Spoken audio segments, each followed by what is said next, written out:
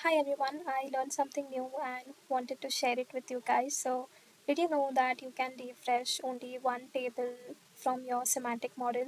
So, without having the need to refresh all the tables in your model, you can just select one or two tables that you want to refresh, and only those tables will get refreshed. So, you can achieve this using notebooks in Fabric.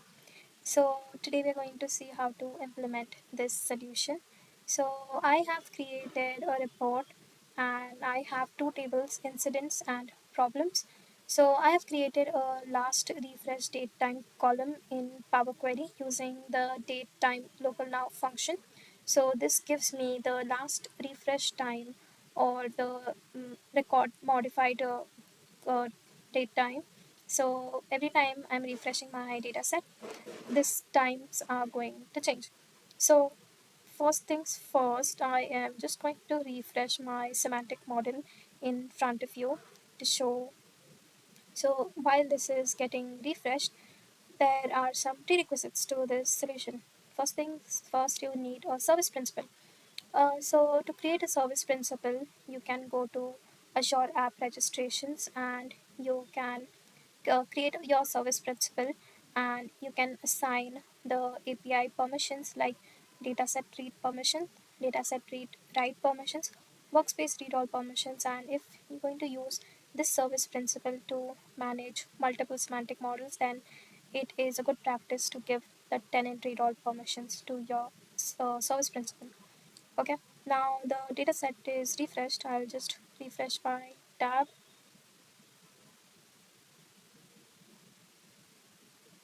Okay, so as you can see, the last refresh time is same for both the tables. So yeah, both the tables are refreshed. Where was I? Service principal. Yes. So once you have created your service principal with all the necessary API permissions, then you can go to your admin portal. If you're not the admin, then you can contact the admin, whoever is the admin of your organization. And under admin portal, under tenant settings, you can turn on the option which says allow service principals to use to use Power BI REST API. So you need to enable this option. You can enable this for your entire organization, or you can create a security group. You can keep your service principal as a member in your security group, and you can add your security group under that permission. Where I asked Claude to make this PPT for me, but I didn't use it as a reference. So, okay, why do we need a service principal? Why can't you just use your personal credentials? So, the reason is that if you use your personal credentials, then every time you're trying to run this notebook, it is going to ask you to authenticate. So, it is not going to be an automated authentication. So, to have this automated authentication, you need a service principal. So, if you have a service principal, you can authenticate it and you can set up a schedule on your notebooks to run. So, as for that schedule, your tables will get refreshed and you don't have to touch a thing. So, for this reason, you need a service principal. So, yeah, these are the dataset, the API permissions that your service principal needs to have. And once your service principal is created, you can assign the service principal at least as a contributor in your workspace. So this is my workspace and I have added my service principal as a member just to be on the safer side. My service principal is a member, but you can give it at least contributor level permissions. Now that the setup is done, we can go to a notebook. So I'm going to add this code in my description for you to copy paste. Okay, so first is your configuration. You need to add your tenant ID, client ID, and client secret. Then there's authority scope. You're authenticating and getting your access token. So once you have your access token, you can start with the selective table refresh. So you need to you need to change these variables for you. So under workspace ID, you can get your workspace ID.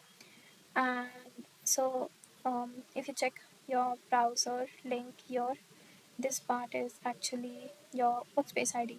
So http app.powerbi.com groups and whatever ID is after that, that's your workspace ID. Now this is a notebook. So it says Synapse notebook and there's an ID. So this is actually my notebook ID and I need my dataset ID. So I'm going to go and click on my dataset. This is my dataset. So now as you can see that this is again my workspace ID, and here I'll find my dataset ID. So this is the same dataset ID that I have used in my notebook. So under workspace ID, your workspace ID goes dataset ID goes dataset name. You can copy your dataset name from your um, under the dataset itself. You can just copy your name from your.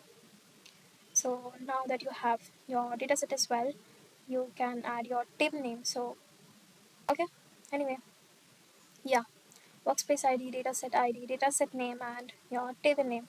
So my table name is incident. So I'm only going to refresh my incident table.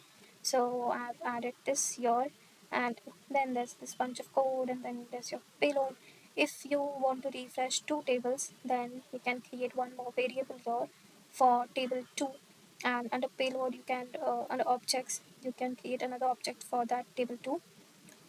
Or like if you have more tables, then you can just, this is the code for two objects. You can under objects you can just create another record for your table 2, or you can just create a list of tables, and then under object you can just iterate over this list. So this is your two options if you want to refresh multiple tables. But if you want to refresh multiple tables, you would just refresh your semantic model, right, and not just one table. Anyway, this is just for one table. And then yeah, once you run this notebook, your table gets refreshed. So I'm just going to click on run all,